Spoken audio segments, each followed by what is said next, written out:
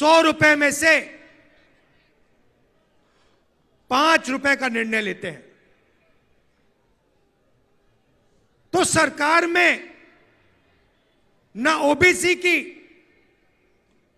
ना दलित की, ना आदिवासी की भागीदारी है।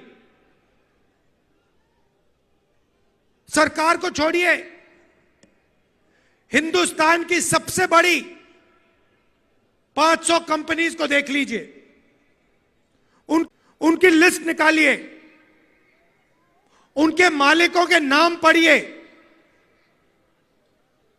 आपको उन नाम में से एक दलित, एक आदिवासी, एक पिछड़ा नहीं मिलेगा।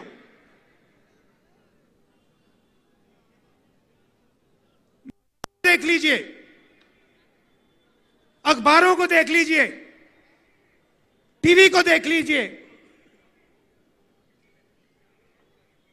एक मालिक ओबीसी वर्ग, दलित वर्ग, आदिवासी वर्ग का आपको नहीं मिलेगा।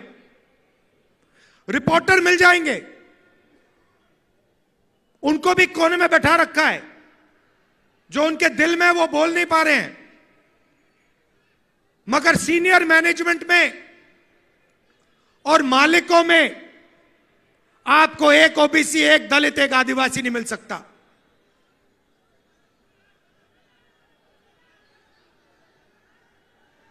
प्राइवेट एजुकेशन के सिस्टम को देख लीजिए, प्राइवेट कॉलेजेस, यूनिवर्सिटीज को देख लीजिए, प्राइवेट अस्पताल देख लीजिए, एक मालिक आपको ओबीसी, दलित, आदिवासी का नहीं मिलेगा।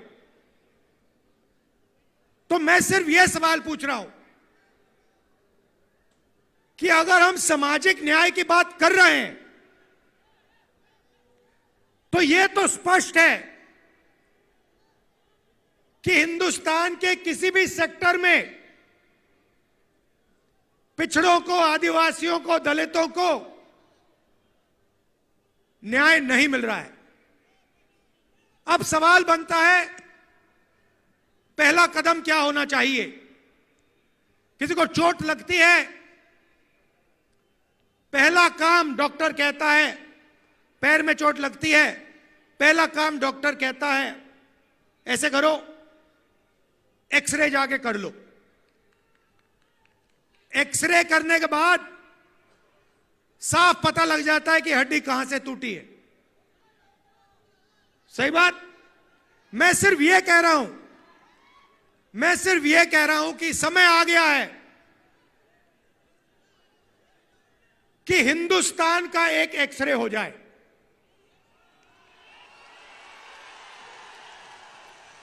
एक एक्सरे हो जाए, उसके बाद एमआरआई भी हो सकता है, मगर पहले एक एक्सरे हो जाए कि इस देश में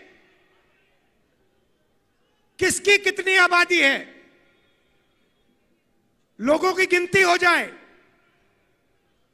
जनरल कास्ट के इतने लोग हैं, उसमें से अमीर इतने हैं, ओबीसी जात के इतने लोग हैं, उसमें से अमीर इतने हैं, गरीब इतने हैं, किसान इतने हैं, मजदूर इतने हैं, भूखे इतने हैं, आदिवासी के इतने लोग हैं। इसमें आदिवासियों में अलग अलग ट्राइब्स के इतने इतने लोग हैं, दलित इतने हैं, इसमें दलितों में ये अलग अलग लोग हैं, ये भूखे मर रहे हैं, ये मजदूरी कर रहे हैं, ये सड़क बना रहे हैं।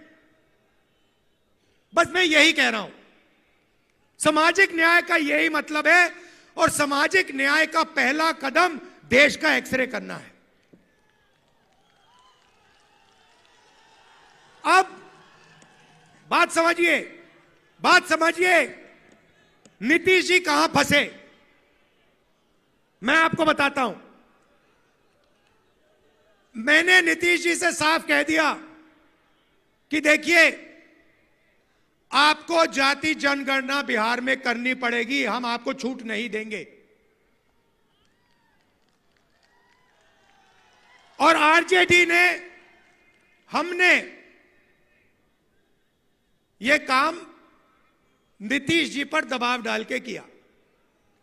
अब क्या हुआ? अब दूसरे साइड से प्रेशर आया। बीजेपी नहीं चाहती कि इस देश का एक्सरे हो, डरते हैं एक्सरे से। दूध का दूध पानी का पानी हो जाएगा, पता लग जाएगा कि कितने ओबीसी हैं, कितने दलित हैं, कितने आदिवासी हैं। बीजेपी ये नहीं चाहती। बीजेपी चाहती है कि आपका इधर ध्यान जाए, उधर ध्यान जाए, आगे पीछे ध्यान जाता जाए, मगर सामाजिक न्याय पे गलती से भी आपका ध्यान ना चला जाए।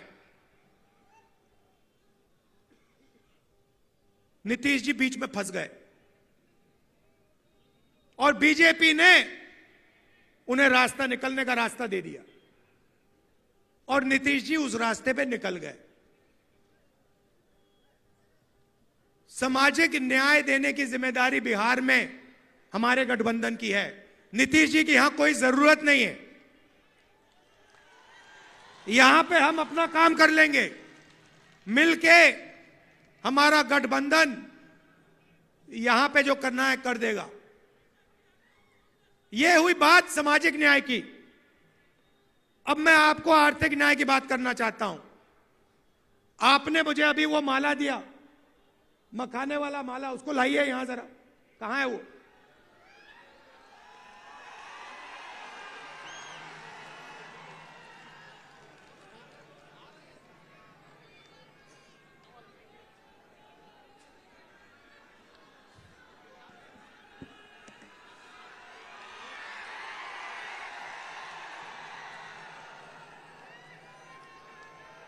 मैं 1 मिनट में आपको आर्थिक अन्याय समझाने जा रहा हूं।